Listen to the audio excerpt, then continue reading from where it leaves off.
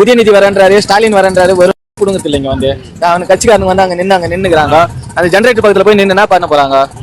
தண்ணி எடுக்க சொல்றதுதான் ஆளு, மத்தபடி ஒன்னுத்துவே ஆளு இல்லையா. நேத்து தான் கட்சி ஆரம்பிச்சான் விஜய்.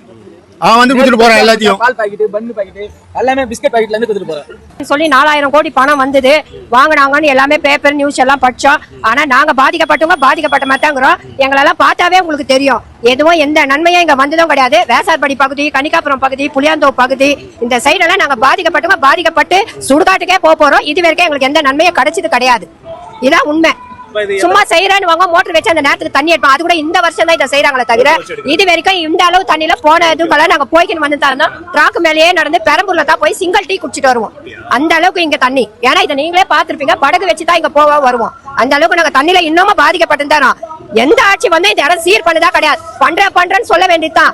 அந்த நேரத்துக்கு ஒரு 1000 ரூபாய் தர, இதை பிரி தர, அதை பிரி தரேன்னு சொல்லிட்டு எங்களை இப்படித்தான் ஒரே அமக்கலம் பண்றாங்க. குழந்தையில இருந்தே பாத்துட்டு இருக்கேன், இங்க எப்பவுமே இப்படிதான் நிக்கும். இப்ப வந்து பாத்தீங்கன்னா ஃபுல்லா நீச்சல் அடிக்கிறோம். ஃபர்ஸ்ட் எல்லாம் பாதியில நிக்கும், இப்பெல்லாம் பிரிட்ஜை முழுகிற அளவுக்கு தண்ணி இருக்குது. யார் வந்தாலுமே இங்க மட்டும் எம்எம் கரைஞ்சு விடிவு காலம் வர மாட்டேங்குது. வியாசார்பாடிக்கு விடிவு காலமே வராது. அந்த காவா இந்த காவா எந்த காவா போட்டாலுமே தண்ணி வராது சார். நம்மளுக்கு குடிக்கிற தண்ணியும் சரி, எல்லா தண்ணியுமே சரி. இப்படிதான் நாங்க காலத்துக்குமே இருக்கிறோமே. எங்களுக்கும் இவ்வளவு வயசாச்சு, எங்க அப்பா தாத்தா எல்லாம் சேர்த்து போயிட்டாங்க. இன்னமும் இங்க தண்ணி நின்றுட்டு தான் இருக்குது. யார் வந்தாலுமே எந்த ஆட்சி வந்தாலுமே எங்களுக்குன்னு இங்க ஒரு விடிவு காலமே கிடையாது. 4000 கோடினாங்க, அந்த 4000 கோடி இந்த தண்ணியில தான் போயினுக்குது. பாத்தீங்கன்னா தெரிஞ்சிடும், அது காவல தான் சார் போயினுக்குது. அது சொல்றதுக்கு எதுவுமே இல்லை சார். 4000 கோடின்றது தண்ணியில தான் போயினுக்குது.